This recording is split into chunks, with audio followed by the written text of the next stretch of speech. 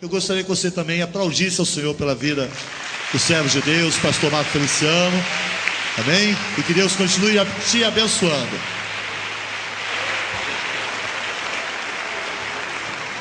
Aleluia. Toda honra, toda glória seja dada ao Senhor dos Exércitos. Vamos nos colocar de pé. Cumprimento os irmãos com a paz do Senhor. Está contratado para caminhar comigo, tá bom? Animar a plateia, me ajuda. Glória a Deus. Os que trouxeram a Bíblia, sem perca de tempo, abram-na comigo. Livro dos Salmos. Salmos de número 73. Aleluia.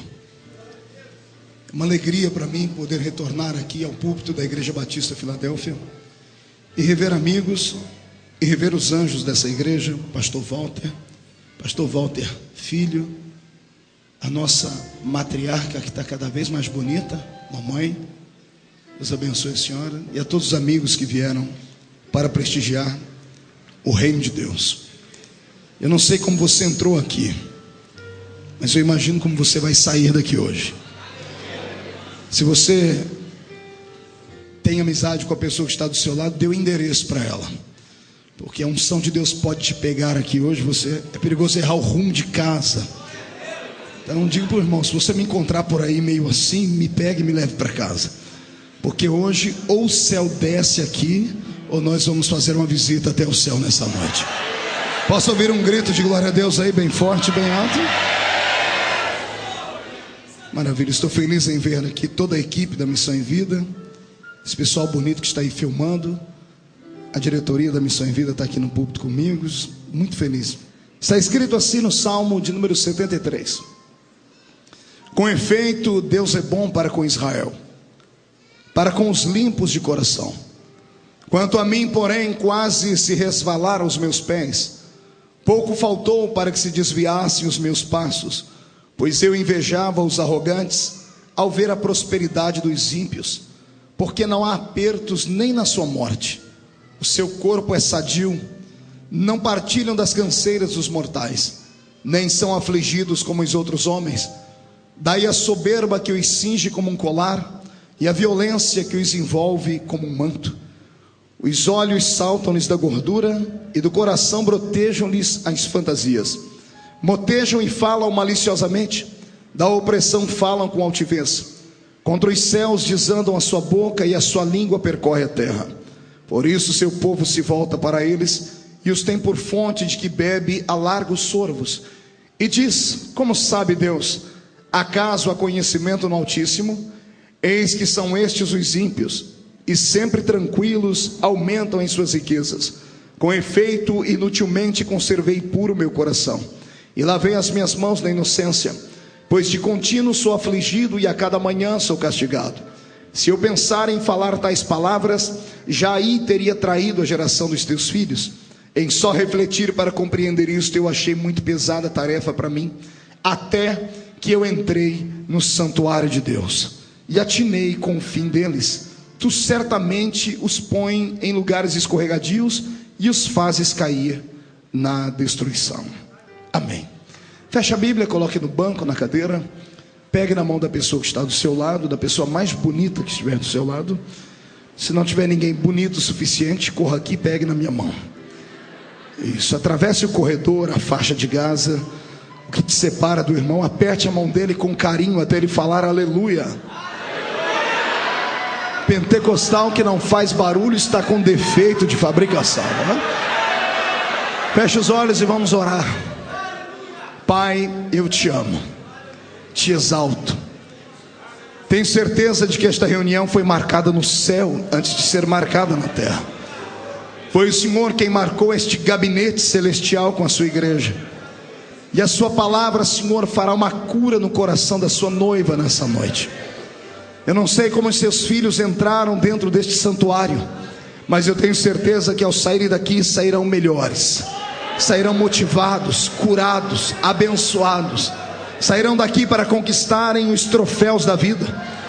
E os seus filhos serão tão tocados pela sua palavra daqui a alguns momentos, Pai, que haverá uma chuva de quebrantamento sobre nós hoje.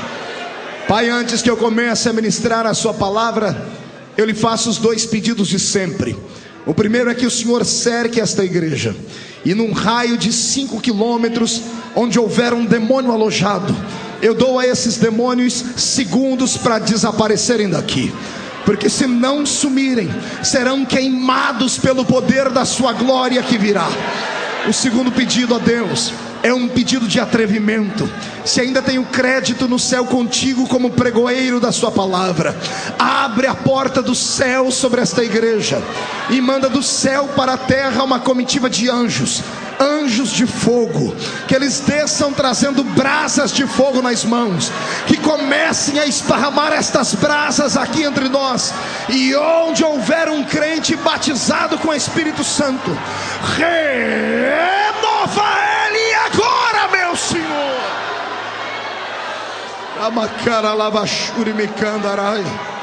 Fala conosco, inunda o nosso coração. Tu não precisas do homem para nada, tu és onipotente. Mostra a sua onipotência hoje, em nome de Jesus. Amém, amém e amém. Antes de se assentar, levante um dedo de profeta para cima comigo.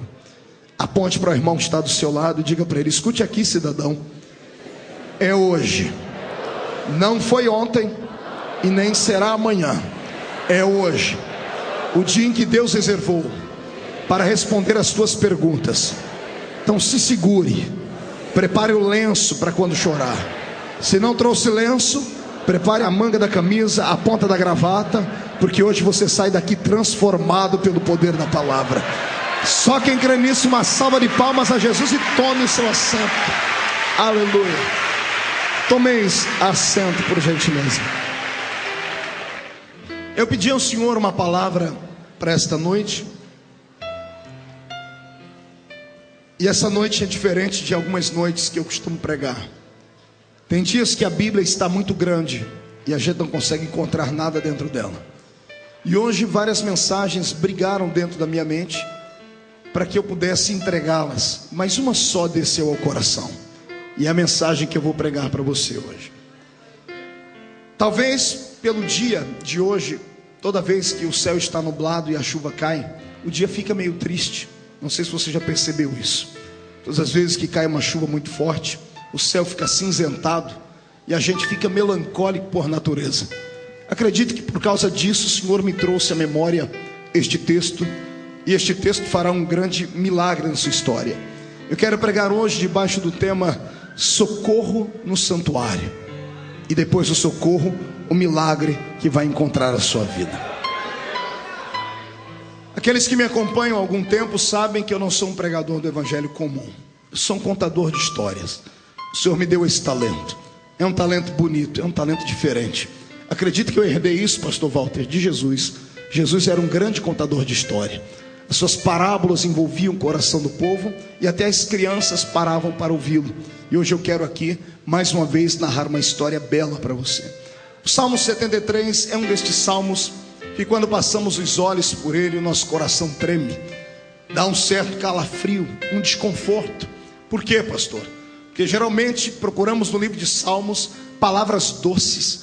Procuramos salmos como o Salmo 23, como o Salmo 91, como o Salmo 126, o Salmo 51.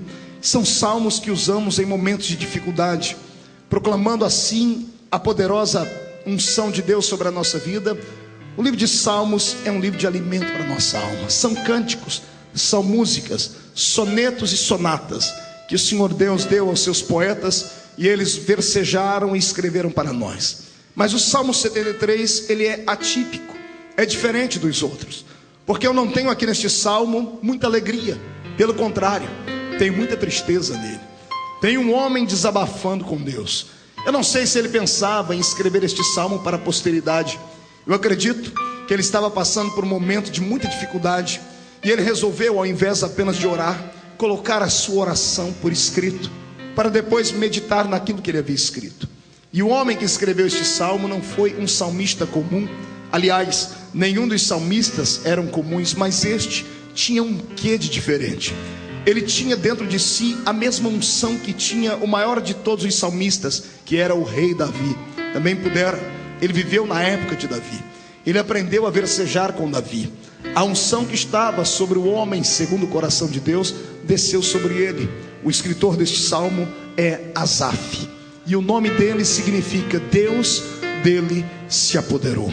Asaf deixou para nós um legado de 12 salmos. Ele escreveu o salmo de 50 e depois dos 73 ao 83. Se você pegar os salmos de Asaf e compará-los com Davi, você vai ver que eles tinham a mesma prédica, a mesma oratória, a mesma maneira de se expressar. Falavam em primeira pessoa e usavam sempre uma intimidade que chega a dar em nós, entre aspas, uma inveja santa. Quisera eu ter a intimidade que esses homens tinham com Deus. Mas o Salmo 73, como disse, sendo escrito por Asaf, aquele por quem Deus se apoderara, é estranho, porque ele está contando aqui momentos de angústia e de tribulação. Ele está dizendo que Deus é bom para com todo mundo, inclusive para com a nação de Israel. E quando ele resolve no primeiro versículo dizer que Deus é bom para com todos, para com a nação de Israel, é como se ele estivesse dizendo: Deus é bom para com todos, menos comigo. É como se ele estivesse dizendo: Deus guardou alguns e me deixou à margem da história, no meio da vida, no meio dos problemas e das angústias pessoais. O que eu vejo aqui é um homem angustiado, frustrado, passando pelo vale da sombra da morte, sem ter ninguém que o ajude, atravessando os vales da existência sozinho. E a solidão, para aqueles que vivem e convivem com ela, sabem que não é apenas um sentimento. A solidão é um demônio. É um demônio que atormenta a vida da gente quando chega a calada da noite, quando vem a época do inverno, quando todos estão sorrindo na casa vizinha e a gente está trancado num quarto, esperando o sol raiar para que o dia continue. Aqueles que vivem debaixo de solidão não gostam de finais de semana, não gostam de feriados. Por eles trabalhariam 24 horas por dia se tivessem força para isso, porque sabem que isto é horrível. Talvez seja por isso mesmo que o Senhor disse que não é bom que o homem fique só. Precisamos ter sempre alguém do nosso lado. Mas eu não sei se você já caminhou pelo caminho da dor. Eu não sei se você conhece uma matéria chamada sofrimento. E nesta matéria, uma das artes dela é a arte da solidão, porque a solidão faz parte da nossa depressão natural. Todas as vezes que nos entristecemos, que nos frustramos, que sentimos um apunhalar de um amigo nas nossas costas, todas as vezes que o teto desaba sobre a nossa cabeça e o chão abre debaixo dos nossos pés, nós queremos nos esconder. Nós não queremos ficar perto de ninguém. Procuramos um cantinho e assim nós vamos ali chorar as nossas mágoas e meditar um pouquinho. Não sei se você já fez isso. Eu cansei de fazer isso. E eu pensei que eu era um ser humano anormal, até que eu li a Bíblia e descobri que grandes homens, na época das suas piores crises, eles também se isolavam. Elias um dia, depois de ter feito um grande milagre, se escondeu dentro de uma caverna. E lá no seio da caverna, sem que ninguém na terra o ouvisse, apenas o céu aberto, ele fez a Deus um pedido: Senhor, eu queria morrer hoje, eu queria desaparecer daqui. Jó, na hora da sua pior angústia, sentado no meio das cinzas, gritou para Deus: Senhor, eu amaldiçoo o dia em que eu nasci. Queria que o Senhor riscasse dos livros o dia em que a minha mãe gritou: nasceu nesta casa um homem. E não foi só eles. Jesus, quando esteve nessa terra em forma de homem, quando ele tinha suas principais dores, embora ele tentou levar os amigos com ele, nas suas últimas 12 horas nós temos isso, quando ele entra pelo caminho do Getsemane, ele convida os 12 discípulos para orar com ele. Um deles vai embora e 11 ficam, e ele tenta orar com eles e não dão conta de orar. Ele levanta, chama os 3 principais amigos, Pedro, Tiago e João, e se aparta com eles. E para eles ele diz: a minha alma está triste e angustiada até a morte. E mesmo tendo tentado orar com eles, ele não deu conta. E ele disse para eles: fiquem aqui, eu vou entrar dentro desse Getsemane, porque esse Getsemane é só meu. A hora da angústia, da dor e da solidão, procuramos o refúgio da solidão para tentarmos entender o que está acontecendo. Talvez seja por isso que em muitos cultos alguns irmãos vibram, pulam, gritam, são fervorosos, e outros estão com seu olhar perdido. Uns enquanto estão aplaudindo ao Senhor, outros estão chorando por dentro. E alguns por serem muito severos consigo mesmo, por serem austeros demais, não conseguem esboçar o seu sentimento. Sorriem, mas por dentro estão angustiados. Talvez seja por isso que muitos se calam em uma reunião como essa. Não porque são frios como pregamos, mas só Deus conhece o momento em que eles estão vivendo, o vale de depressão no qual estão. Foi por isso que Deus marcou esta reunião hoje. Talvez tenha sido por isso que Deus fechou o céu sobre o estado do Rio de Janeiro hoje e fez cair uma chuva, para que o seu profeta pudesse olhar para o céu e entendesse que sobre algumas vidas o céu está fechado. Todavia, não existe nuvem negra que impeça Deus de te enxergar na terra. Todavia, não existe vendaval que faça Deus não ouvir o seu gemido. Por isso Deus marcou esta reunião hoje. Se prepare, porque daqui a pouco você não vai ouvir mais esta voz rouca aqui. Você vai ouvir a própria voz de Deus dizendo no seu ouvido: eu estou contigo no meio deste vale, eu atravesso com você aqui. Quero te dar uma lição. Eu aprendi neste meu caminhar com Deus que Deus só prova aquele que Ele quer aprovar. Talvez seja por isso que Ele te trouxe aqui hoje. Oxalá seja o fim da prova, e se não for, aguenta o tranco. Mais cedo ou mais tarde a prova vai abrir espaço para o pódio, e você que está aqui embaixo será colocado no pódio de Jeová e receberá da mão dele a chave da vitória, o prêmio que o Senhor preparou para ti. Quem concorda comigo, dê um sonoro grito de glória ao nome do Senhor Jesus. Eu estudei a biografia desse homem chamado Asaf e eu me apaixonei por ele. Se você quiser conhecer um pouquinho melhor a história dele, assista um DVD meu chamado Quebrando o Protocolo, e você vai conhecer a história do nascimento do ministério dele. Quando ele tinha entre 14 anos de idade e 15, ele se aproximou do rei Davi, quando Davi dançava ao redor da arca, quando a arca retornava para Jerusalém. Foi ali que ele recebeu este nome de Asaf, porque Deus se apoderou dele e ninguém conseguiu segurar o garoto. Ele rompeu a multidão dos levitas, correu até o rei. Os soldados deveriam ter matado ele, porque ninguém se aproximava do rei sem passar pela sua escolta, mas o garoto passou ileso. E quando ele tocou na mão de Davi e dançou ao redor da arca, a unção que estava sobre Davi repousou sobre ele. Às vezes vale a pena fazer loucura, principalmente quando você vê que ainda existe alguém que é diferente na terra. Se você vê Jesus atravessar a multidão, não olhe para a doença que está sobre você. Não olhe sobre as pessoas que dizem que você tem que ficar isolado e trancado num quarto. Se esconda a sua enfermidade, rompa a multidão, e nem que seja para você tocar nas orlas do vestido dele. Toque, e ainda que ele não te veja, ele pode não te ver, mas ele vai virar para trás e vai perguntar: alguém aqui me tocou? E quem foi que me tocou? Porque saiu virtude de mim. Rompa hoje a barreira do medo e toque no manto sagrado do Senhor, que está aqui hoje em forma da sua palavra. Você concorda comigo? Então dê mais um grito de glória a Deus, porque eu estou me aperfeiçoando a tua palavra. Pois bem, como é que um homem de quem Deus se apoderou, como é que um homem que escreve 12 salmos, como é que um homem que tinha uma profissão, que eu não posso chamar de profissão, tenho que chamar de vocação, mas ele vivia desta vocação, podia estar passando um momento tão triste como esse aqui, pastor Joelson? Não dá para entender. Porque primeiro, ele era levita. Diga comigo, levita. Não, murcha a barriga, estufe o peito, diga levita. Quantas vezes nós estamos na igreja e olhamos para os levitas que vão cantar e vemos que os levitas têm um lugar de destaque. Você viu? As irmãs vieram cantar e não cantaram embaixo, vieram cantar aqui em cima. Levita tem lugar de destaque. Olha esse levita aqui, ele é feio, mas está ali, no lugar de destaque, está tocando o seu teclado. É um levita. Todo mundo quer ser levita.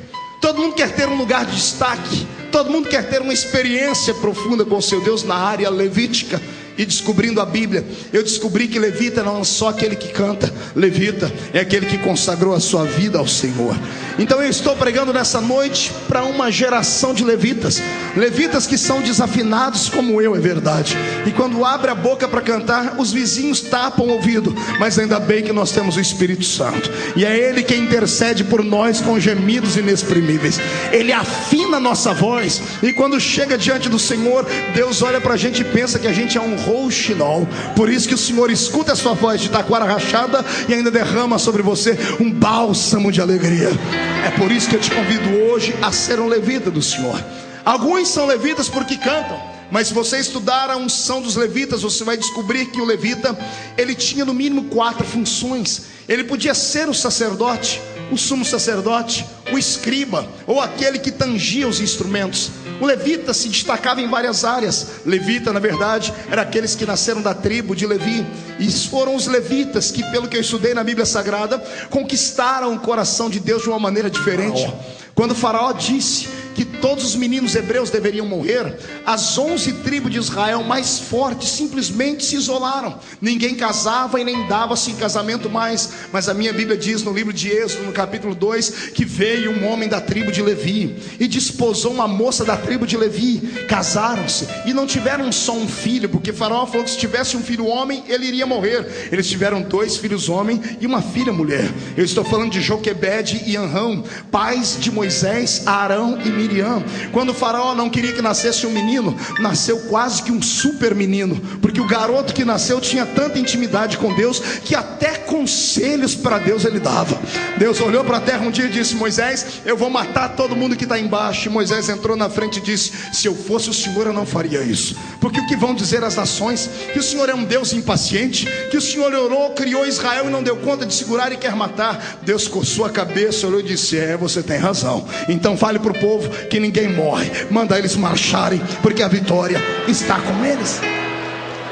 Foi a tribo de Levi quem teve coragem, porque levita é corajoso por natureza. É por isso que quando eu prego só para levitas. É claro que no nosso meio nós temos alguns rubenitas, nós temos gente de toda a tribo aqui. A tribo de Israel era composta de 12 tribos. Eu descobri a 13ª.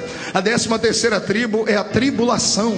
O que tem de crente que pertence a essa tribo, dê uma olhadinha para a cara do seu irmão e vê se ele é dessa tribo aí. Pastor, como é que eu detecto ele? Se ele tiver com o nariz comprido, me olhando torto e desdenhando, é um crente da tribulação. Agora, se for um crente da tribo de Levi, ele já não vê a hora de eu dar umas rajadas de graça aqui, para ele entrar no reteté de Jesus desse ambiente aqui.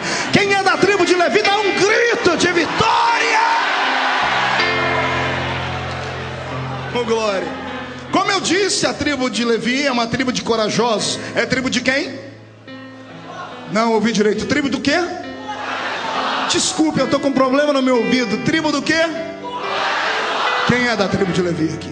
Levante a mão de coragem para cima. Chacoalhe ela. Chacoalhe a mão. Coloque no ombro de quem está do seu lado. Tem que ter coragem.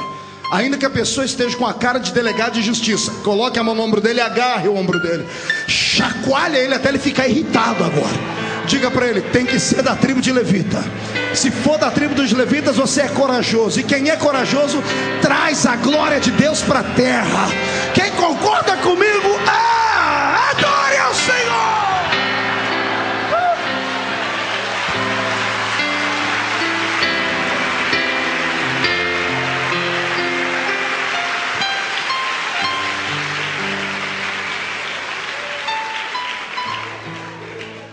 Difícil entender a depressão e a angústia de Asaf. Ela era a história dos levitas, porque ele era um levita. Olha o que eu li na Bíblia, Números 18 e 20, não precisa ler, eu leio para você. Disse também o Senhor a Arão: na sua terra herança nenhuma terás, e no meio deles nenhuma porção terás, porque eu, Arão, eu Senhor, eu sou a tua porção e a tua herança no meio dos filhos de Israel. Você entendeu aqui? A princípio da tristeza, o Senhor está dizendo assim: Arão, todas as tribos vão ter herança, todas as tribos vão ter o seu presente, mas vocês que são levitas não vão ter herança nenhuma na terra. E antes que todo mundo fique jururu e triste, o Senhor diz: sabe por que vocês não vão ter herança na terra? Porque eu, Senhor, eu sou a sua herança. Eu sou a sua herança. Aqui Deus estava dizendo a ele: eu garanto a sua comida, eu garanto a sua bebida, eu garanto a sombra sobre a sua cabeça, eu garanto a casa sobre a sua existência, eu garanto a fortaleza. Os inimigos não tocam em você, os inimigos não têm poder contra a sua vida. Eu darei a vocês o seu quinhão, eu darei a vocês o galardão. Ai, Jesus, isso vai enchendo o peito, porque eu me lembro que sou levita. Assim como você tem que entender que você também é levita. Você pode não ter a herança que o mundo tem, você pode não ter um carro importado, nem uma casa nova, mas o Senhor manda dizer: eu sou a sua herança, levita. Eu te dou aquilo que você precisa, eu te dou o seu sustento e coisas mais. Lendo essas promessas, entendendo que Asaf era um escritor que herdou a unção de Davi, que tinha tanto, eu questionei: Deus, por que ele está tão triste aqui? Ele está dizendo que o Senhor é bom para todo mundo, menos para ele. E pior não é isso. Ele diz que os pés dele quase se resvalaram. Usando o texto normal, o pé dele quase se desviou. Desviou do que, pastor? Dos caminhos do Senhor. Detalhe, ele não é um adolescente, não é um garoto de 18 anos de idade. Neste dia aqui, ele tinha quase 70 anos de idade. Como é que um ancião, alguém que experimentou Deus de todas as formas, no final da sua vida, com toda a experiência, tem coragem de escrever um salmo como esse? Tem coragem de deixar para a posteridade que ele também passou por um vale tão grande que ele quase se afastou de Deus? Se ele, com quase 70 anos, que tinha e pertencia à folha de pagamento de Deus, que tinha tudo para ser um homem feliz, estava triste, eu não sou ninguém para lhe acusar. Eu tenho que tentar entender o que você passa.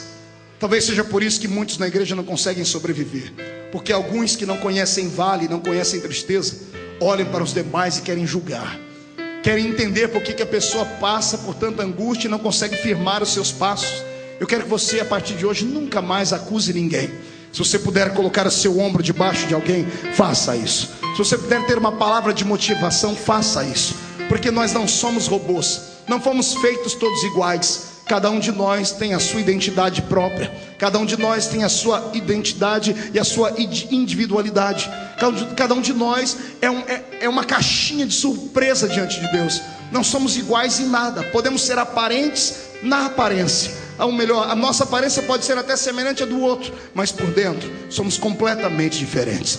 Então eu acho e acredito que seja por isso que Deus é um ser tão misericordioso, porque Ele nos entende. E quando Ele olha aqui nesta noite, Ele sabe muito bem por que você está assim. E hoje Ele vai te explicar como sair dessa situação, porque Deus não te leva para um vale e te abandona lá. Deus é um general passivo e amoroso. É diferente desse exército que nós temos na terra, porque o nosso exército chamado igreja na terra, quando vê alguém doente, caído e cambaleando, nós queremos abandonar a pessoa no meio do caminho, ou dar um tiro de misericórdia e matar a pessoa. É isso que fazemos. Mas Deus não. Ele é um general que quando vê um dos seus soldados feridos, ele volta e coloca no ombro esse soldado ferido e carrega ele para uma estalagem para ser curado. Eu quero profetizar sobre a sua vida agora e dizer no nome de Jesus, que ainda que um sacerdote te abandonou no meio do caminho, levita, ainda que um outro levita te abandonou no meio do caminho, há um samaritano sentado em um grande cavalo, e o trote dos pés deste cavalo já estão se aproximando de você, e ele manda dizer que na rua você não fica. Ele coloca você em cima do cavalo e vai curar as suas feridas, e vai te levar para uma estalagem, e vai pagar para alguém curar a sua história. E você que estava indo para o deserto vai voltar para a terra da misericórdia. Quem concorda comigo, dê mais um grito de adoração ao nome do Senhor Jesus. Foi depois de tantas perguntas como essas que eu aqui lancei, que eu entendi porque é que esse homem estava passando por esse momento de dificuldade. E eu entendi que Deus não chama super-homens para sua casa. Deus não chama mulheres maravilha para sua casa. Deus não tem super-heróis humanos. Deus tem seres humanos que são feitos da mesma matéria. Eu sou feito da mesma matéria que você. Fui fabricado com o mesmo barro, o mesmo pó. Eu não tenho uma estrela na testa, não sou melhor e nem maior do que ninguém. Às vezes as pessoas, quando olham para um pregador, para um cantor, pensam que ele é um super-homem. Só Deus sabe das minhas agruras e as minhas angústias, porque eu também passo por vales. A diferença talvez entre eu e você é essa: quando eu passo, eu sei aonde vou e sei a quem recorrer. Eu entro no meu quarto, tranco a porta atrás de mim, dobro o meu joelho e fico à sombra da cruz, esperando que o vento passe. Quando o vento passa, aí você se levanta de novo e dá a volta por cima. A diferença entre eu e você é essa: você passa pelo vale e quer ficar de pé, e o vento vai te arrastar para fora. Quando o vento vier, dobre o seu joelho, faça como o bambu, se incline, porque depois que o vento passar, você estará de pé de novo, em nome de Jesus Cristo. Mas foi agora que eu entendi tudo. Asaf estava passando por um problema pessoal. Ele tinha uma crise dentro do seu próprio coração. Ele estava vivendo um momento de angústia. E como foi que eu descobri isso? Nas entrelinhas, nas deixas da sua história. Ele está dizendo que o ímpio, de quem ele passou a ter inveja, não tem aperto nem na morte. Pergunte para o seu irmão: o que significa isso? Não ter aperto nem na morte. O que significa isso? Você não passar nem por angústias e dores na hora da morte. Asaf está se comparando ao ímpio que não teme a Deus, que não serve a Deus. E ele está dizendo: o ímpio tem uma vida melhor do que a minha. E às vezes nós fazemos esse julgamento também. Não é assim que fazemos? É assim que acontece conosco. Às vezes nós olhamos para uma pessoa, olhamos para outra, nosso vizinho, gente que trabalha conosco, e falamos: poxa, aquele ímpio ganha o mesmo salário que eu. E o que ele ganha? Ele tem uma vida melhor do que a minha, ele consegue um carro melhor do que o meu, ele faz festa todo final de semana.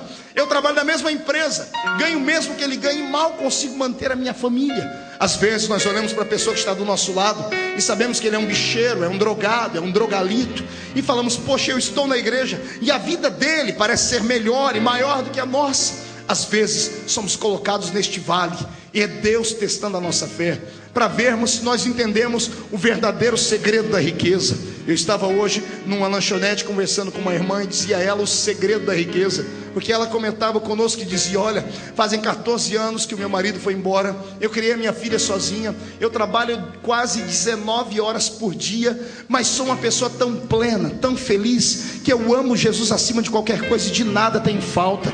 E ela disse que as pessoas não entendem isso. Aí eu expliquei a ela, eu disse: amada, é porque a senhora conheceu o segredo da riqueza. A maior riqueza não é aquela que o dinheiro pode comprar. A maior riqueza chama-se paz. A paz que excede todo o entendimento. A paz que excede todo o entendimento só Jesus pode dar. Ela não vem da horizontal, ela vem da vertical. É um dia que Jesus te convence de que Ele é maior que a doença, é maior do que o problema, é maior do que a crise financeira, é maior do que os vales. Quando você descobre isso em Jesus, não tem vale que você não consiga atravessar. Eu quero que hoje você entenda que o maior tesouro do mundo está sentado dentro do seu coração em um trono, e Ele não quer sair daí. É Jesus de Nazaré. Se nós passássemos a buscar mais a palavra, entenderíamos os milagres. A Bíblia diz assim: a princípio, buscai primeiro o reino de... Não entendi. O reino de... E as demais coisas serão acrescentadas. O nosso problema é exatamente esse. Usamos esse versículo contrário. Buscamos primeiro as demais coisas e depois o reino de Deus. Queremos primeiro o segredo com o dinheiro, o segredo com o profissionalismo, e depois o reino de Deus. Inverta essa situação. Quebre esta soma matemática errada na sua vida e passe a buscar o reino de Deus. Encha a botija. Entre dentro deste culto e não fique aqui apenas assistindo a reunião. Toque o coração de Deus com o seu olhar, toque o coração de Deus com a sua voz. Faça alguma coisa para que Deus te enxerga aqui no meio dessa multidão, para que Ele te enxergue, e então Ele dará a você algo que você ainda não recebeu. E aí você vai desfrutar aquilo que essa irmã sente, aquilo que outros crentes que você conhece sentem. Tem gente que não dá para entender. A gente olha para ele, só tem chinela havaiana para vestir, a roupa é rasgada, é rota, mora numa tapera velha e tem só 2 dentes na boca, o zagueiro e o atacante. Mas entra dentro da igreja numa felicidade, numa alegria. Eles não sabem falar a língua portuguesa direito. Você vai chamar eles e dizer: vamos ler aqui na parábola de Jesus, no livro de Eixodo, ou no livro do profeta Albuquerque, que eu conheço muita gente analfabeta assim. Mas há uma alegria tão grande dentro deles, que eles têm fé para saltar muralhas. Sabe o que é isso? A maior riqueza do mundo está dentro do coração deles. É Jesus de Nazaré. Para eles tanto faz como fez. Se eles estão desempregados, eles estão dizendo: Deus está me provando para eu ir para a oração. Se estão empregados, o Senhor me deu emprego para eu dizimar na sua casa. Se estão doentes, estão dizendo: Deus quer fazer um milagre e quer que o nome dele seja glorificado, porque ele é Jeová Rafá. Se estão com saúde, eles dizem: eu não fico doente, porque Jesus levou sobre si todas as minhas enfermidades. Se eles têm tudo, eles dizem: nada me separa do amor de Cristo. E se estão em falta, dizem: nem a profundidade me separará do amor de Cristo. É por isso que a maior riqueza chama-se Jesus. Eu queria que você fizesse um teste agora. Olhe nos olhos do seu irmão, convida ele e veja se você consegue enxergar um brilho de Cristo dentro dos olhos dele. A gente consegue perceber quem é feliz só de olhar nos olhos dele. Os olhos brilham, os olhos cintilam. A pessoa é romântica, ela é poética, ela não vê dificuldades onde só existe dificuldades. Ela sempre pensa que há uma forma de escapar. É o grande problema entre o otimista e o pessimista. Os dois olham para o mesmo copo. O copo está pela metade de água e o otimista está dizendo: olha, este copo está quase cheio. Vem o pessimista e diz: não, ele está quase vazio. É uma questão de ótica. Eu quero que você, a partir de hoje, pare de falar para os outros o tamanho do seu problema. Está na hora de você falar para os seus problemas o tamanho do seu Deus, da autoridade que Ele te deu. Está na hora de você desfrutar deste grande milagre. E quem concorda comigo, faz um barulho tão grande para os vizinhos todos entenderem que mesmo com chuva nós adoramos ao Senhor.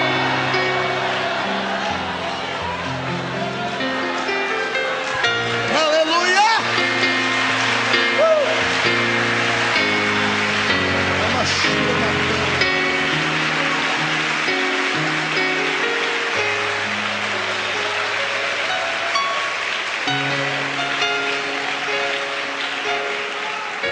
A fortaleza de um homem, o reino de um homem é a sua casa, é a sua família. Se tudo vai bem na família, a gente aguenta tudo, a gente atravessa os buracos. Se a família está do nosso lado e todo mundo tem saúde, a gente vai embora, a gente arruma força. O nosso legado estando com saúde, vendo os barrigudinhos crescerem, ou comendo jiló, ou comendo uma comida muito cara, não importa. O que importa é a família estar unida. Mas quando a família é atingida, aí esmorece o guarda da casa. Foi isso que aconteceu com Asaf. Ele tinha chamada, e a chamada do profeta da casa, do levita da casa, era forte. Mas e a sua família? E a sua família que não tinha a mesma chamada dele? Embora fizesse parte da história do seu ministério, a família não tinha a mesma responsabilidade do que ele, de ir ao templo, de consagrar ou de fazer isso ou aquilo. Era apenas a extensão da vida dele. E a história diz que Asaf, no dia da inauguração do templo de Salomão, com 60 e poucos anos de idade, quase 70, quando terminou aquele culto, do lado de fora do templo, todas as pessoas cumprimentando o rei Salomão, cumprimentando a gama de homens importantes que ali estavam, as pessoas pegando na mão do maestro da grande música da inauguração do templo, dizendo: olha, nós nunca vimos nada igual. Você regia o santuário, você regia os músicos, e a glória de Deus inundou a casa, ao ponto dos sacerdotes não conseguirem ficar em pé. Que música foi essa? Que salmo foi esse? E aí imagina as pessoas dando os parabéns, dizendo: olha, parabéns Asaf, nós nunca vimos alguém com uma unção tão grande, com uma unção tão forte. Foi aqui que começou tudo a acontecer para que ele entrasse em depressão. Foi Jesus quem nos ensinou isso. O problema é que nós não aprendemos. Todas as vezes que Jesus tinha uma grande vitória, todas as vezes que ele vinha de uma grande empreitada evangelística, todas as vezes que um grande milagre acontecia, ele não ia comemorar em churrasco, ele não ia para festas, ele se isolava para orar, porque era natural que a depressão viesse na sequência. Não sei se você já parou para pensar nisso. Elias acabou de matar 850 profetas, 450 de Baal e 400 de Azera. Ele estava com o sangue dos profetas na mão. Ele orou, e uma oração de 57 palavras, 1 minuto e poucos segundos de oração, e Deus derramou fogo sobre o altar e operou o maior milagre de todos até esse momento. E sabe o que acontece com ele? 20 minutos depois, ele está correndo e vai embora, e se esconde no meio do deserto, e vai para dentro de uma caverna e pede a morte. Por quê, pastor? Porque sempre que temos uma grande vitória, parece que o diabo nos atinge. E o diabo atinge a gente com flechas. Parece que ele olha para a gente e diz assim: você venceu agora, você ganhou uma parte da batalha, mas a guerra ainda está por vir. Parece que o diabo trama contra nós, e sempre que há uma grande vitória, se prepare em oração, haverá sempre uma grande retaliação vindo atrás. E Asaf não estava talvez preparado para isso. E quando ele fechou o templo de Salomão na inauguração, ele foi andando pelo meio da cidade, porque o templo ficava no centro da cidade, e todo mundo sabe que no centro das grandes cidades só moram os grandes ricos, os fazendeiros, os latifundiários. E quando ele foi passando pelas casas dos homens ricos, ele viu festa. Ele viu os homens saírem nos seus carros, puxados por cavalos árabes. Viu os príncipes, as princesas. Viu o próprio rei Salomão sair com a sua comitiva. De longe ele viu os fogos do palácio do rei. A inauguração foi perfeita. As pessoas estão comemorando a sua grande festa. E Asaf vai embora para sua casa andando a pé, sem ninguém. Por quê, pastor? Porque ele era um levita. Levita não tinha riqueza. Levita não tinha carro, levita não tinha roupa bonita. A roupa que ele usou na inauguração do templo foi a roupa que o pai dele usou, que o avô dele usou, que possivelmente o tataravô dele usou, porque era uma roupa de festa, era uma só para cada levita. E enquanto ele caminhava pelo centro da cidade, ia em rumo à casa dos levitas que ficava à parte da cidade, ele foi passando pela casa dos ricos e viu as festas, e viu os filhos dos ricos caminhando, e viu as pessoas se alegrando, e ele está sozinho. E quando ele caminha para sua casa, mesmo tendo 3 filhos, que segundo a Bíblia Sagrada, ou melhor, 4 filhos, 3 filhos e uma filha, Zacur, José, Netanias e Azarela, eram os 4 filhos dele. A tradição dos hebreus diz que um deles era doente, e eram tão doentes que não podiam se locomover. No maior feito do pai, eles não estavam todos juntos, mesmo sendo citados na Bíblia Sagrada como filhos do grande músico, não estavam todos ali. No maior momento da sua vida, no momento da consagração do seu ministério, ele está sozinho, e ele não tem um cavalo para levar os seus filhos naquele tempo. E quando ele chega no arraial dos levitas, ele olha para a sua casa, e a casa dele era uma casa, embora fosse uma casa digna de se morar, era uma casa velha. Mas quando ele andou pelo meio das praças de Jerusalém, ele viu as casas dos ricos, ele viu a casa dos grandes homens, dos latifundiários, dos fazendeiros, e ele viu suas casas bonitas, gigantescas, bem aparelhadas, cheias de festa. Quando ele chega no reduto dos levitas, ele lembra que a casa que ele está morando é antiga, porque o pai morou ali, o avô morou ali, o bisavô morou ali. E ele começa a sentir a necessidade de ter coisas, ou dar coisas para os seus filhos, que ele nunca teve. E quando ele abre a porta da sua casa e entra dentro do seu casebre, a comida que ele iria comer naquele dia não era o cardápio que ele pediu à sua esposa para fazer, porque o levita só comia aquilo que as pessoas davam para ele comer. Todos os dias era uma surpresa. Alguém batia a casa do levita e dizia: olha, Deus mandou eu te trazer isso aqui para você comer. E ele começou a se sentir não como um herdeiro de Deus, mas como um pedinte de esmola. Às vezes, quando somos obreiros de Deus, somos levados a pensar isso também. Temos uma vocação divina, ouvimos a voz do profeta, e as pessoas dizem: você tem vocação, você vai chegar lá. E a gente acredita, e cegamente se joga no reino de Deus. E de repente, você vê que todas as pessoas prosperam, e você que se lançou para viver da fé começa a ser mutilado, começa a ser execrado. Eu lembro disso na minha vida, quando deixei um grande trabalho para trás e fechei a matrícula na faculdade de Direito. Eu comentava com os irmãos esses dias, eles perguntaram por que eu não prego em certo estado do Brasil. E eu disse: porque todas as vezes que eu ouço o nome desse estado, meu coração treme. Porque todas as vezes que eu lembro do nome desse estado, eu lembro que foi ali que me fecharam portas, porque eu pregava falando a verdade. E por causa dessas portas fechadas, eu fiquei 2 meses sem nenhuma agenda.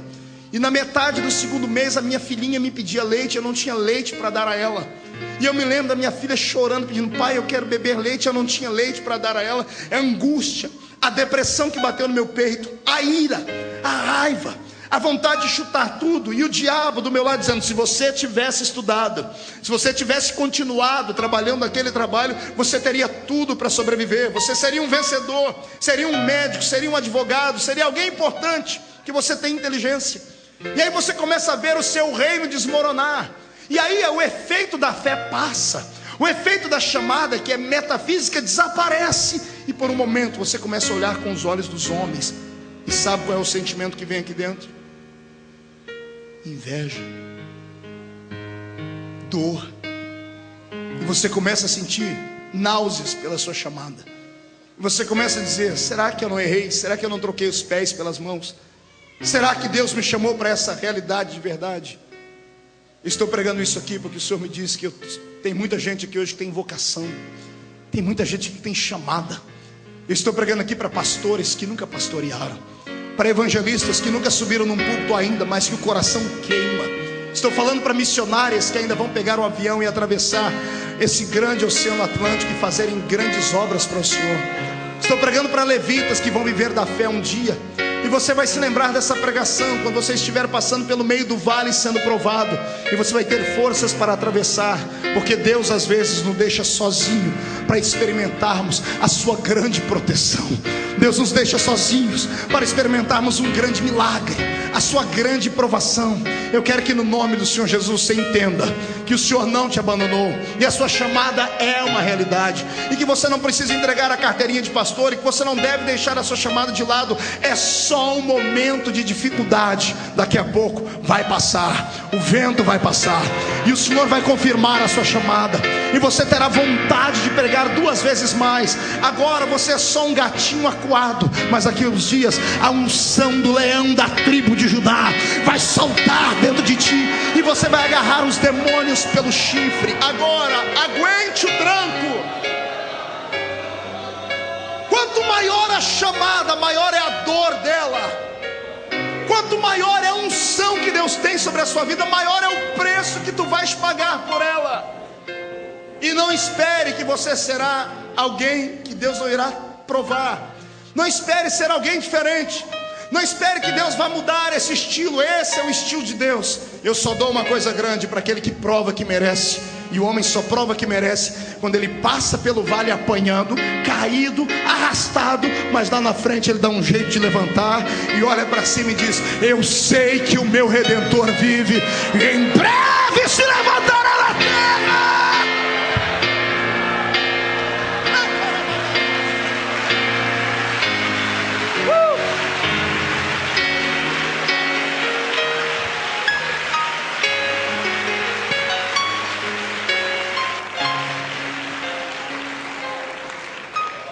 Quer entender a depressão do levita? Fecha os olhos. Eu te dou a tinta e você desenha o quadro que eu vou ditando. Entre dentro da casa dele comigo. Paredes feias, de pedras, caiadas, nenhum móvel bonito, mesas de madeira, cadeiras de madeira, cuias em cima da mesa. Comida, aquilo que trouxeram, resto de mesa de gente. Atravesse a sala, entre comigo dentro do primeiro quarto e veja a esposa dele, quase 70 anos, deitada na cama, inválida. E ele acordando ela depois da inauguração do templo, dizendo: filha, Deus desceu no templo hoje. A glória foi tão grande que os sacerdotes não conseguiram ficar de pé. Eu imagino ele dizendo aquilo que a tradição dos hebreus diz. A tradição diz que quando Deus desceu dentro do templo, todos os enfermos do lado de fora da casa foram curados. E quando ele diz isso, todos foram curados. Eu imagino ela dizendo: por que o Senhor não veio aqui e não curou a mim? Não curou o nosso filho que está no outro quarto ali, inválido? Eu imagino a dúvida batendo dentro da mente do grande profeta de Deus, agora do levita. E ele começa a dizer: o ímpio não tem aperto em nenhum momento da sua vida, mas a minha vida é por demais sofrida. Não tem aperto nem na morte, porque o rico tem dinheiro para comprar grandes volumes de terra, e até para comprar um caixão mais bonito ele pode. E a mim, que nem dinheiro para comprar uma urna para minha família tenho. Todos eram sepultados no mesmo buraco. Quando ele morresse, seria sepultado no buraco onde o pai dele foi sepultado, onde o avô dele foi sepultado, porque levita não podia ter nada. E ele está dizendo: não há aperto na sua morte. Como é que você se sentiria? Levante a cabeça. Eu era garoto, tinha os meus 15 anos de idade, e tinha uma irmã na minha cidade, a irmã Sebastiana, nunca vou esquecê-la. Uma mulher pequenina, simples, cheia de Deus, mãe de 14 filhos, se não me falha a memória, 14 filhos, todos afastados do caminho do Senhor na época, com exceção de 2, e um deles era meu amigo de infância, o Enoque, nome de profeta. E a gente chegava na casa da irmã Sebastiana e todos os dias ela colocava sempre uma sopa para a gente comer. Sempre ela tinha uma palavra de ânimo para a gente. Mas o fim da vida daquela mulher foi triste demais. Ela contraiu uma doença, um câncer. Mas não era um câncer na carne, era um câncer no corpo inteiro. Era um câncer que apodreceu ela da ponta dos dedos do pé à cabeça. Na última semana de vida dela, fui eu e o Enoque ao hospital visitá-la. Quando o Enoque entrou no quarto e viu a mãe respirando com dificuldade, ele saiu chorando. E eu fiquei ali. Para não acordá-la, eu estendi minha mão sobre ela e comecei a orar. Eu era um garoto, e enquanto eu balbuciava palavras, ela abriu os olhos e disse: Marquinho. E eu abri o olho e disse: irmã Sebastiana. Ela deu um sorriso meio amarelado e disse: que bom que você veio. Ela disse: cadê o Enoque? Eu disse: está lá fora. Eu não disse que ele estava chorando, porque ela iria chorar junto. E ela disse: o que você veio fazer? Eu disse: eu vim aqui orar pela senhora, vim aqui pedir para Deus lhe dar força. E antes que eu falasse mais alguma coisa, ela parou a minha palavra e começou a dizer: você está firme com Jesus? Você sabe que o céu está próximo, né? E ela começou a me incentivar a não abandonar a fé. Eu fui confortá-la, e ela começou a me confortar. E ela começou a me dizer coisas tão lindas sobre Jesus. E entre uma palavra e outra, ela fechava o olho e fazia um semblante de dor, mas ela não abria a boca, não gemia. E a enfermeira, momentos antes, havia dito: ela sente dores que ninguém consegue suportar. Ela estava tomando soro pelo dedo do pé, para você ter uma ideia, porque as veias do corpo dela estavam estouradas, não conseguiam pegar uma veia do corpo dela. Ela tomava soro pelo dedo do pé. E quando eu via ela gemer, naquela época eu estudava ainda, e eu havia aprendido uma coisa interessante sobre ciências. Por que a gente grita quando a gente tem um susto ou quando vem uma dor? É uma mensagem que o nosso corpo manda para o cérebro. Por um momento, o nosso cérebro é interrompido. A dor se interrompe por milésimos de segundo. É por isso que quando gritamos, por um momento, parece que ficamos num vazio grande. A dor desaparece por milésimos de segundo. E ela gemendo, e eu dizia assim: irmã Sebastiana, grita, geme, solta a voz. E ela dizia assim para mim: não posso. E eu falei: por que não? E ela me chamou para baixo. Eu coloquei o meu ouvido perto da boca dela. Ela disse: está vendo aquela mulher ali à direita? Sim. Ela disse para mim: ela não é crente. E ela perguntou para mim se o meu Deus me abandonou. E eu disse para ela que não. E ela disse para mim: eu quero ver até onde você aguenta aí com essa dor. Até onde você aguenta aí? Eu quero ver você gemer aqui dentro. Ela disse: eu não vou gemer, porque o meu Deus vai me dar força. E eu falei para ela: irmã Sebastiana, por que a senhora não grita, não dá atenção àquela mulher? Ela disse: não, se eu gritar, ela vai perder a salvação, ela vai debochar do meu Deus. Então eu vou aguentar firme aqui, porque eu fico em silêncio, e o testemunho vai fazer ela aceitar Jesus como Salvador. Isso me tocou muito naquele dia. Dias depois, a irmã Sebastiana foi sepultada. E enquanto eu entrava no cemitério, eu via a tristeza da sepultura de um pobre. Um mês antes foi a sepultura do magnata da cidade. 2 helicópteros sobrevoavam o cemitério soltando rosas, carros importados. E o presidente da república foi na minha cidadezinha, porque era um dos maiores alcooleiros de todo o Brasil. Um homem tinha quase 5 usinas açucareiras, mais de 20 mil funcionários, carros importados, helicópteros por cima, aquela pompa. E agora veio o enterro da irmã Sebastiana. Meia dúzia de velhinhas do círculo de oração, eu com Enoque, a família, um caixãozinho mais ralé que tinha, uma cova aberta no meio da terra. E quando o caixão vai descendo, o círculo de oração se reuniu para cantar um hino para ela, de despedida. Enoque chorando muito. Quando terminou aquilo, eu fui subindo com ele por uma ruazinha do cemitério, e lá encostado numa parede está o coveiro. E o coveiro, escorado na pá, me chamou e disse: vem cá, moço, quem é que morreu aí? Eu disse: a dona Sebastiana. Ele disse: ela é muito importante. Eu disse: por quê? Porque eu nunca vi um enterro tão bonito. Eu disse: mas beleza do que o senhor viu? Ora, o senhor não viu quando entrou esse grupo de gente? Atrás entrou um grupo de homens de branco, com cap. Ela é da marinha. O pai dela é da marinha. O marido dela está na marinha. Os filhos dela são marinheiros.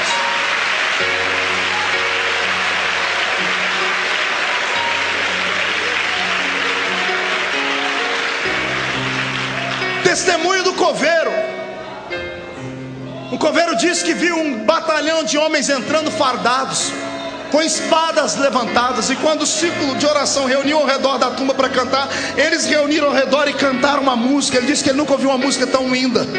Aí eu saí dali e entendi. Falei: Senhor, o ímpio parece que na morte não tem aperto, mas quem não tem aperto é o crente. Porque na verdade ela não estava mais ali, ela já havia sido escoltada até o céu pelos poderosos anjos. É por Por isso que a maior riqueza que podemos ter não está no nosso bolso, está dentro da nossa alma. Eu quero que você hoje não se sinta rejeitado, nem se sinta abandonado por Deus. Pelo contrário, são momentos de luta que todos nós passamos. E vou lhe dizer mais: se você está sofrendo, sempre terá alguém sofrendo mais do que você. Agora reaja. Não deixe o sofrimento tirar Deus da sua frente. Não deixe o sofrimento fazer o milagre desaparecer. Em nome de Jesus, encontre o poder de Deus no meio da dor. Encontre o coração de Deus no meio da angústia. Quem acha que isso é verdade, dê um grito de glória a Deus bem forte aí.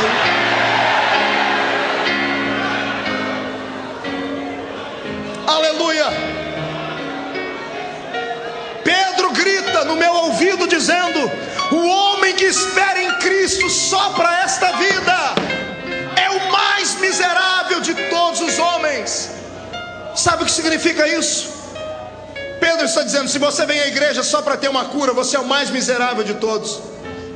Se você vem à igreja só para ter a sua família unida, você é o mais miserável de todos. Se você vem à igreja só para buscar dinheiro para a sua empresa que está falida se levantar, você é o mais miserável de todos.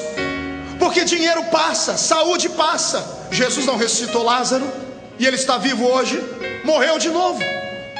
Todos aqueles que Jesus curou na sua caminhada morreram. Então isso significa que a vida é passageira. A vida passa muito rápido. Agora aquele que fez uma projeção do seu cristianismo para a eternidade, esse investiu no maior banco que existe, que é o banco da graça do céu. Pastor, mas eu não tenho que servir Jesus por aquilo que ele tem que me dar? É claro que não. Malditos sejam essas religiões de hoje que dizem assim, ó, se Deus é Deus, ele é obrigado a te dar, porque se ele não der, ele não é Deus. Esse não é o meu Deus. Porque o meu Deus, se ele der, ele é Deus. Se ele não der, ele é Deus. Se ele fizer, ele é Deus. Se ele não fizer, ele é Deus. Eu não sirvo Jesus por aquilo que ele tem que me dar. Eu sirvo a ele por aquilo que ele já me deu. Ele me deu um nome escrito no livro da vida do céu. Se uma bala perdida acertar o meu coração agora, o corpo cai em terra, mas a minha alma voa para as moradas celestes. Esta não é a última morada do crente. Esta terra é só de passagem. Quem acredita e tem fé para dizer que isso é verdade, levante as suas mãos para o céu e adore.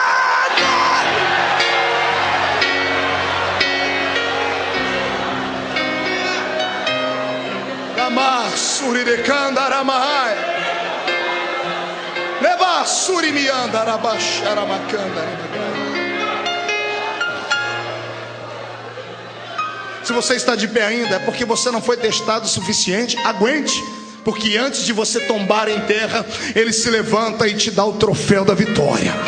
Eu creio nisso. Você crê nisso? Não conheço um homem de Deus, uma mulher de Deus que não traga no seu corpo as marcas da dor, do sofrimento. Uma vez eu estava com um grande amigo, pastor Gedielson Rodrigues, irmão do cantor Caleb, muito conhecido nas Assembleias de Deus. E ele me contou uma história que eu fiquei penalizado. Ele me disse que quando era pastor lá no norte do nosso país, lá pela ilha de Marajó, ele saiu um belo dia de manhã para ir em uma das ilhotas que havia ali ao redor, para dar a santa ceia a alguns irmãos que não tinham condições de ir à igreja. E ele estando orando dentro da casa, aquelas palafitas na beira do grande rio, enquanto ele orava, ele escutou um barulho de água se movimentando. Ele terminou a oração e correu para ver o que era. O filho mais novo dele escorregou e caiu dentro do rio, o rio Marajó. O rio Marajó, suas águas são turvas e violentas. Ele disse que pulou dentro do rio e nadou por 6 horas, e junto com seus amigos tentou encontrar o corpo do seu filho, e era inútil, porque as correntezas eram muito fortes. Ele saiu das águas e dobrou o joelho em cima daquela palafita e disse: Senhor, eu sei que meu filho já não está mais vivo, mas pelo menos sepultar o corpo dele eu quero. E mais um mergulho ele deu, e depois de 6 horas, lá no meio do fundo do rio, ele conseguiu tocar em algo macio, e ele percebeu que era um corpo, e ele tirou o corpo do filho. E ele disse que isso torturou ele a vida inteira. E a vida inteira ele contava isso, e todos os cultos que ele contava, ele chorava. Ele contava porque ele não se conformava com aquilo.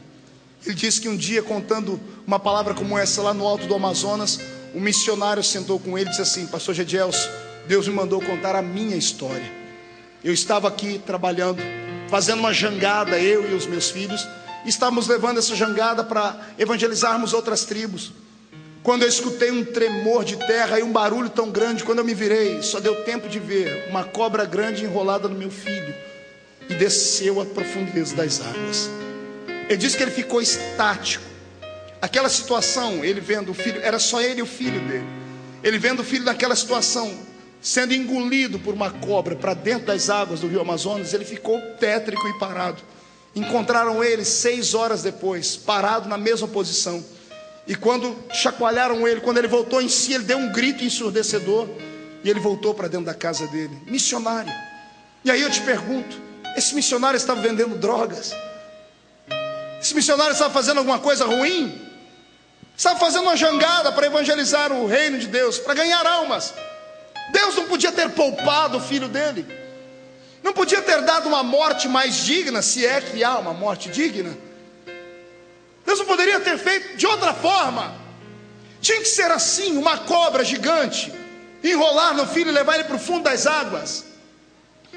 E ele diz que 15 dias depois, ele voltando ao batente, ele ainda não se conformava. Ele dizia: Senhor, pelo menos enterrar o corpo do meu filho eu gostaria. E ele andando pela terra, ele sentiu um regurgitar de terra, a terra se chacoalhando. Ele subiu no alto de uma palmeira e viu uma cobra grande do outro lado, e a cobra se contorcia inteira. E ele disse que teve coragem, ele arrumou uma coragem onde não tinha, e a cobra, como ela só tremia, ele arrancou a cabeça dela, e o meio dela estava cheio, e ele partiu a cobra no meio, e lá dentro, todo torcido e quebrado e morto, estava o filhinho dele. Ele pegou o filho daquele jeito, levantou para o céu e disse: Senhor, obrigado, porque pelo menos sepultar o meu filho eu vou poder. Pastor Gedielson disse que nunca mais ele contou essa história questionando Deus, porque todos temos uma história. A sua não é a pior delas. Você ainda tem esperança. Você ainda sabe que a morte não é o fim. Você serve a um Deus que pode operar milagres da noite para o dia. Você tem oportunidades, esperança que o ímpio não tem. Qualquer dia aqui dentro desse culto, Deus pode fazer aquilo que você está esperando. Deus pode nessa noite visitar aquele doente na sua casa. Ele pode hoje descer aqui com o lenço da eternidade, enxugar os seus olhos e arrancar as lágrimas dele. Eu só não quero que você venha para o culto e fique desafiando Deus, desaforando de Deus, dizendo que Ele não pode ou Ele não faz. Não é isso. Deus sabe todas as coisas, e Ele enxerga onde nós não enxergamos. Foi por isso que Asaf fez este salmo, e disse que Deus o havia abandonado.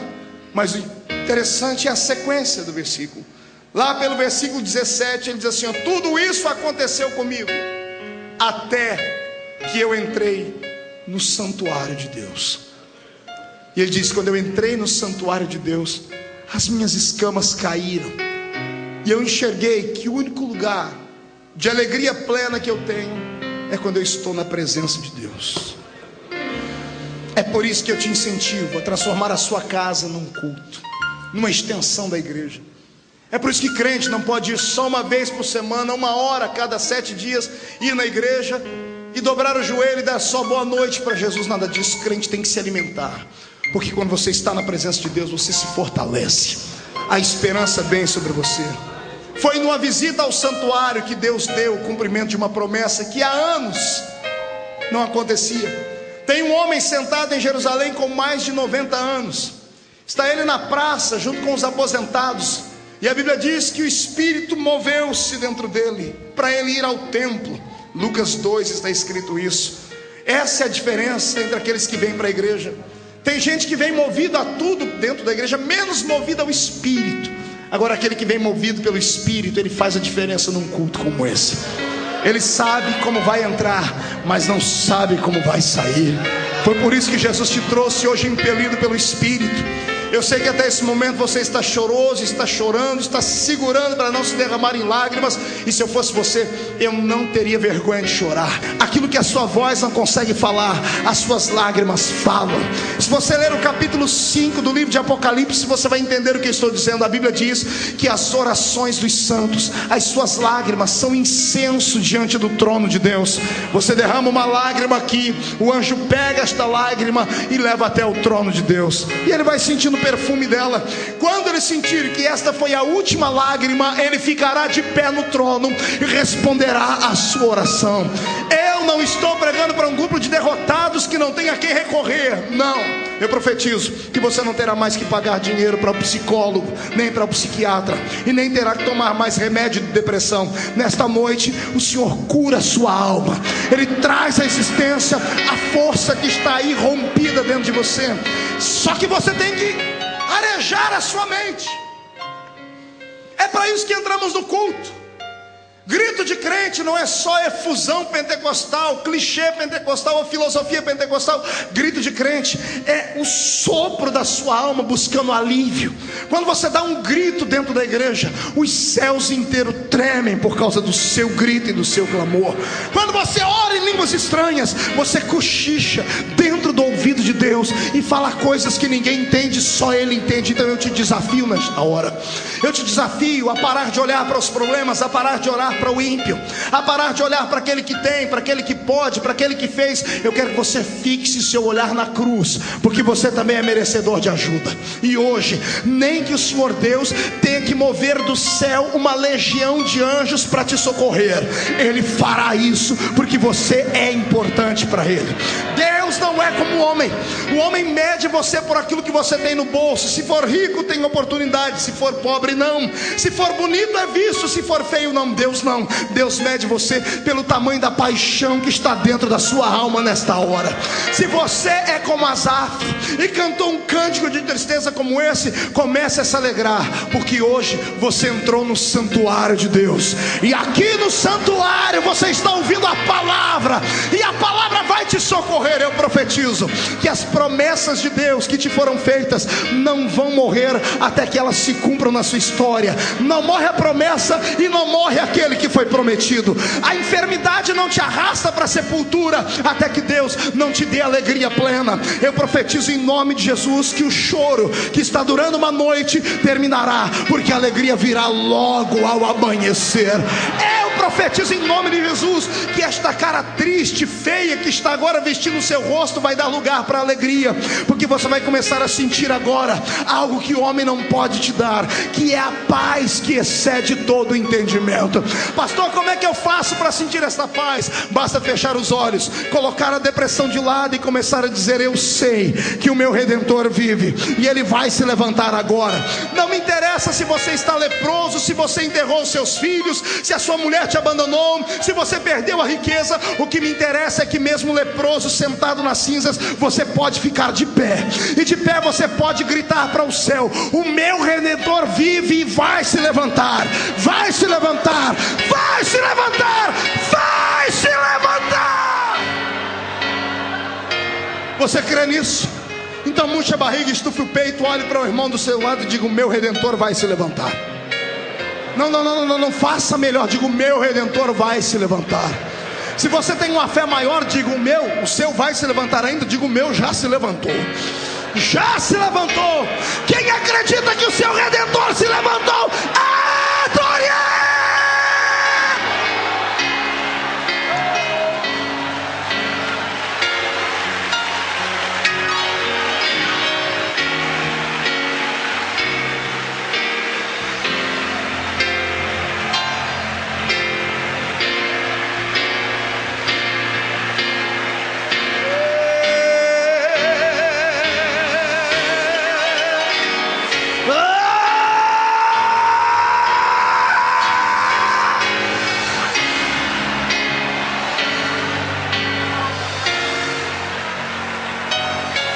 Estou ouvindo barulho de portas se abrindo, estou ouvindo barulho de grilhões quebrando, correntes sendo trincadas, barulho de asas de demônios voando para bem longe. Aqueles que estavam te dando desespero vão ter que sair da sua frente, porque o milagre estava te esperando aqui no santuário. Se você está sentindo milagre, comece a adorar. Troque a tristeza por alegria, limpe as lágrimas. É hora de orar em línguas, é hora de usufruir da bênção, é hora de sentir a graça, é hora de você mostrar às pessoas que estão do seu lado que você não morreu. Ei, o crente é igual à lenda da fênix, o pássaro que depois de destruído se recompôs. O crente pode cair até 7 vezes. Por 7 vezes jogaram seu vaso no chão, ele trincou e se espedaçou. A Bíblia diz que de todas elas o Senhor te colocará de pé. O Senhor está te colocando de pé nesta noite. Ah, meu Deus. Vem, Simeão. Na praça a promessa não se cumpre, em casa também não. Entra no templo. Pastor, mas eu já sou velho, tenho 90 anos. Não me interessa, há um milagre no santuário. Venha. E é dentro do santuário que você vai esperar por alguns minutos. E daqui a pouco, Simeão, vai entrar lá dentro um casal, uma moça de meia idade e um senhor já mais velho, um bebezinho no colo. A festa será completa. Até músico Deus vai mandar para o templo, Salomão. É claro que a cantora tinha 90 anos de idade também, mas não tem problema, era a cantora da época. Só vocês, um culto particular. E quando você pegar o bebê no colo para apresentar ao Senhor, dê uma olhadinha no rosto dele. Quando o sacerdote velho olha para o rosto, ele começa a tremer, quase tem uma parada cardíaca. Levanta o bebê e diz: agora eu posso morrer, porque os meus olhos viram a promessa se cumprir aqui dentro. Quem vem movido para o culto pelo Espírito de Deus, pega Jesus no braço e ainda dá um abraço nele. Você crê nisso? Faça isso então. Agarre Jesus nesta noite e diz: Senhor, daqui eu não saio, daqui ninguém me tira. Ana, não adianta ficar chorando em casa, não adianta ficar com raiva de Penina, Ana. O milagre está no santuário. Corre lá. Ah, pastor, mas no santuário o sacerdote vai dizer que eu estou bêbado. Não dê atenção a ele. Se ele te chamar de bêbado, levante a sua voz e diz: eu não estou bêbado, eu só quero meu milagre. Eu quero meu milagre, eu quero meu milagre. E a promessa vai vir por ter entrado no santuário. Você que era grávida vai ter um filho. Gere o seu milagre aqui dentro hoje. Gere o seu milagre. O meu Deus está dizendo para mim que as trompas espirituais que estavam ligadas, Ele está desamarrando elas. Vão voltar a ficar frutíferas a partir de hoje. Você volta a desfrutar os milagres do seu Deus a partir de hoje. Vem. O que foi que aconteceu com você? A sua mão ficou podre e ressequida? Vem para o santuário. Entra no santuário e senta bem na frente. Deixa as pessoas te chamarem de aleijado. O que importa é que quando Jesus entrar no santuário e ver a sua mão ressequida, Ele vai tocar nela e vai dizer: ser curado. Alguém vai dizer: mas ele não merece porque hoje é dia de sábado. E Jesus vai tomar a frente e vai dizer: se você cuida do seu cachorro, do seu jumento, do seu boi no dia de sábado, eu cuido dos meus filhos aleijados no dia de sábado. Levanta com a sua mão curada, mas adore ao Senhor.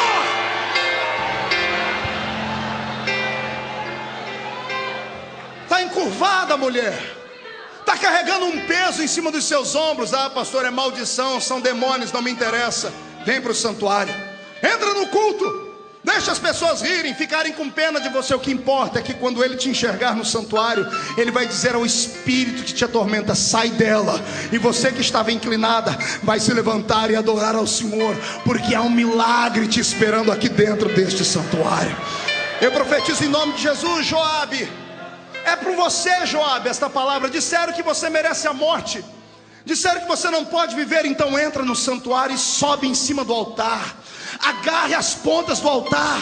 Aqui no santuário, quem está no altar não pode ser tocado por homens. A morte vai ter que dar meia volta e arrumar outro para ela brincar, porque aqui no santuário tem um milagre de Deus te esperando. Quantos creem nisso? Quantos acreditam que esta é a noite do milagre? Dê um grito de vitória e diga: é uma noite de milagre. Diga: eu creio, eu creio, eu creio, eu creio.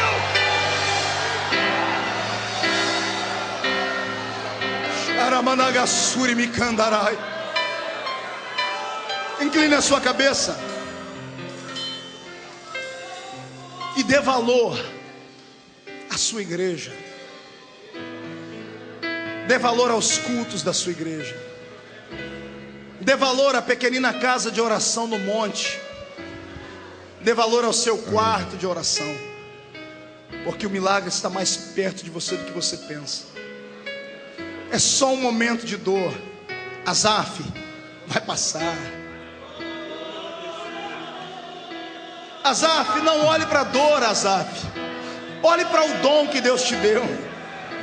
Só você pode trazer Deus para dentro da igreja. Não olhe para o filho enfermo. Não é maldição. Não fique perguntando quem pecou, eu, meu marido ou meu filho. Pare com isso. Creia que você é alguém especial, e Deus vai te fazer o que fez comigo.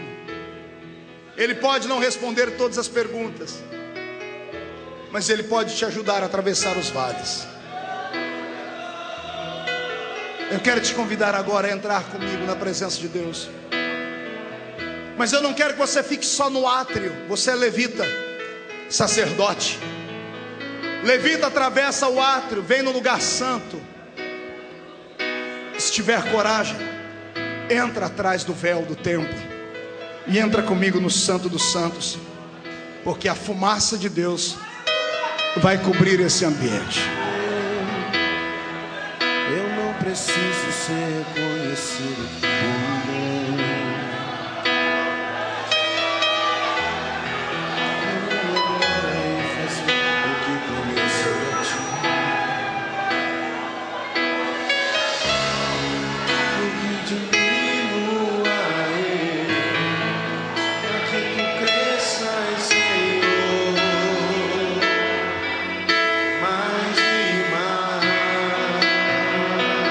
Chore. Vem sentir o amor de Deus. Você é grande, o Senhor é a sua herança. Escondo o rosto para que vejam tua face. Vem, mamãe. Vem. E que diminua eu, para que tu cresças, Senhor.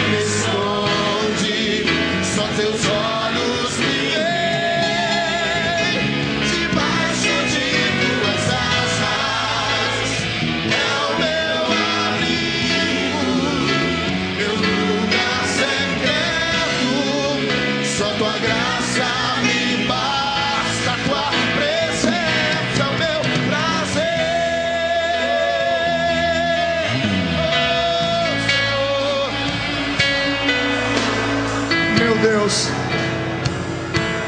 eu vou pedir para os seus filhos pegarem nas mãos uns dos outros. Melhor, Pai, eu quero que eles peguem nos braços uns dos outros. Pegue no braço do seu irmão, pegue no braço da sua irmã. Pegue, traga ele perto de você, traga ela. Chega de solidão. Faça isso aí na galeria, faça isso aí no telão aí fora. Faça isso aqui no púlpito, faça isso aí, faça.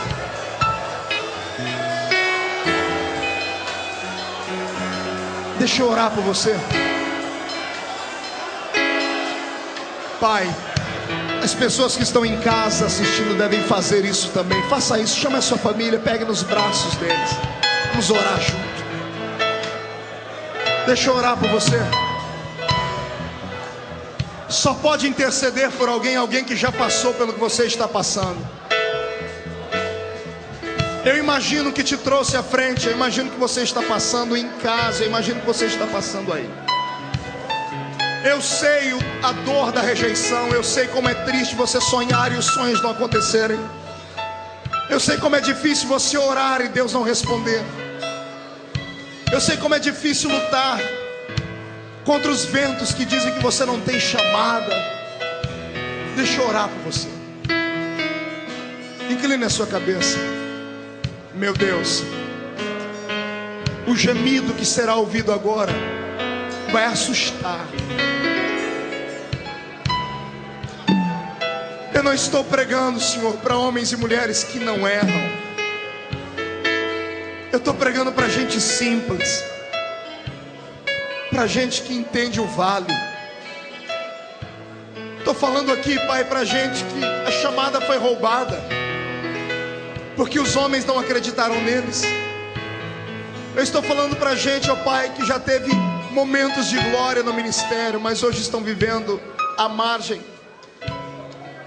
bem à margem da história. Estou falando, Senhor, para famílias que estão destruídas no momento, para pessoas que estão enfermas à beira da morte.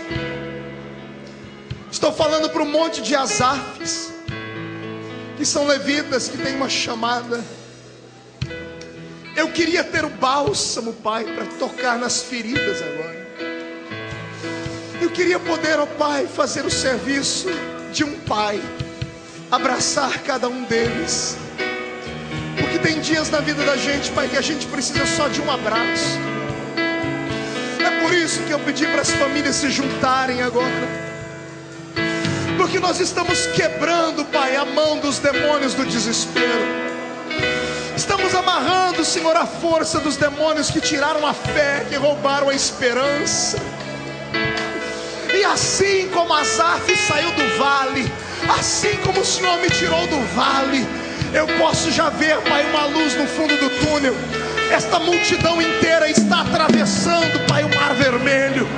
Esta multidão inteira está vendo as muralhas de Jericó caírem. Esta multidão inteira está sentindo, Pai, o céu gritar. Esta é a noite do milagre.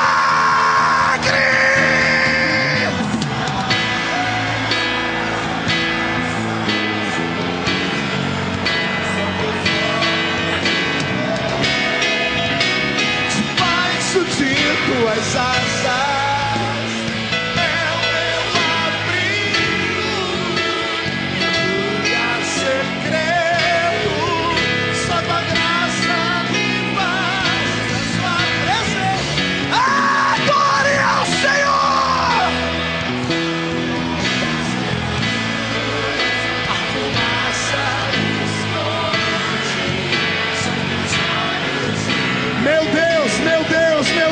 Meu Deus, ai Jesus, enche este lugar agora.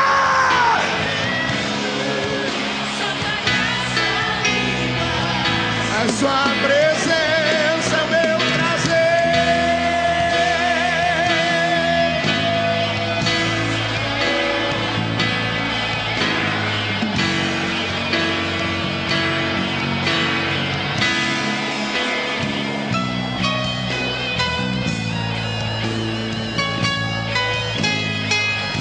Isso, chore e grite. Comece a adorar, comece a adorar, comece a adorar. O milagre chegou, comece a adorar.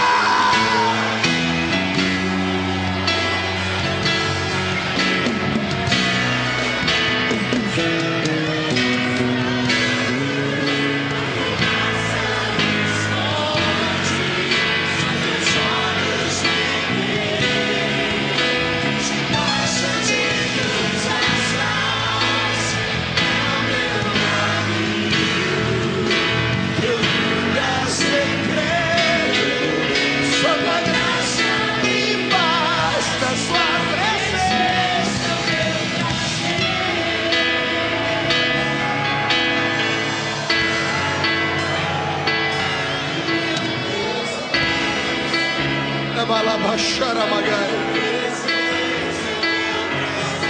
de Caramandarabahai, Arabasharamacantaramangarabasuri.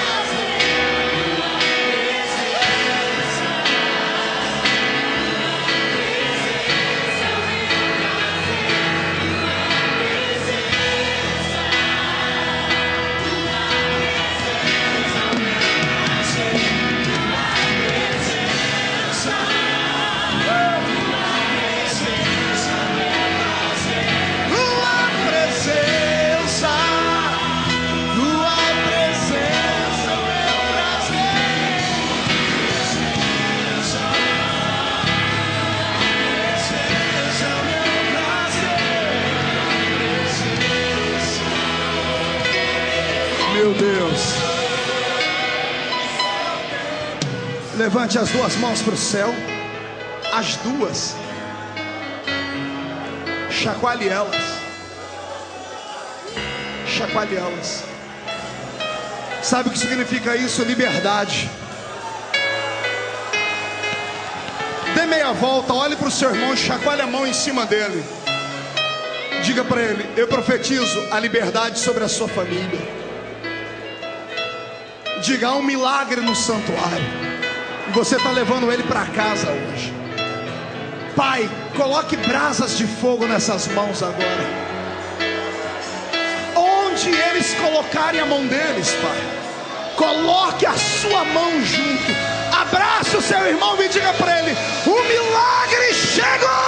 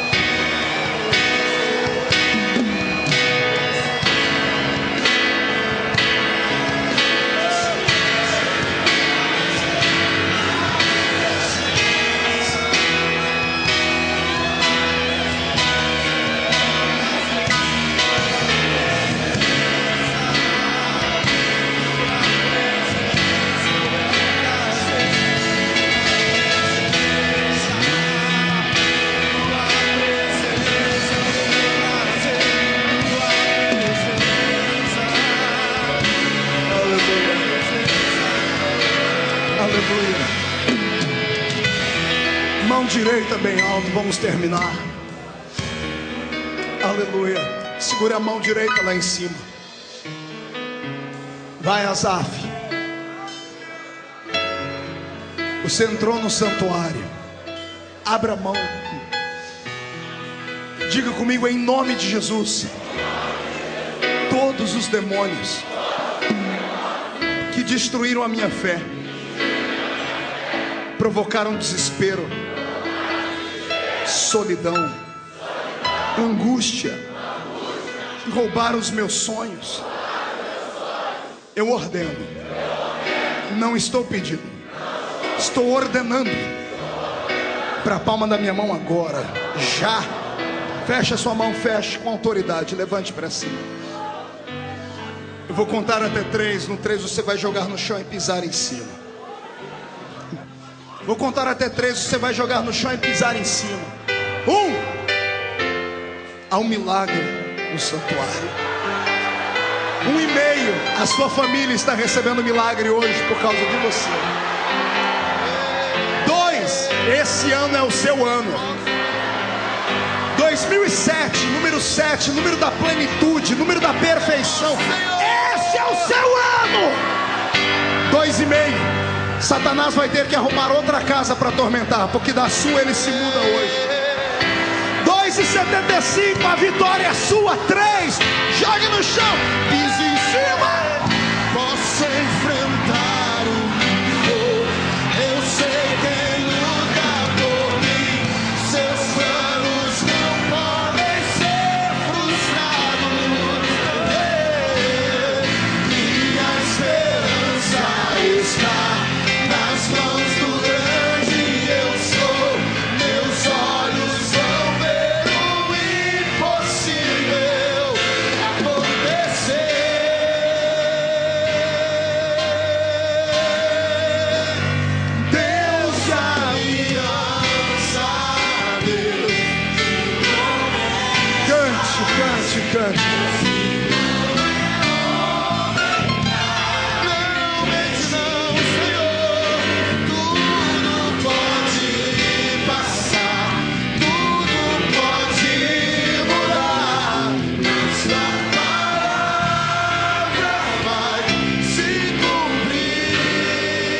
pode aplaudir a Jesus, faça.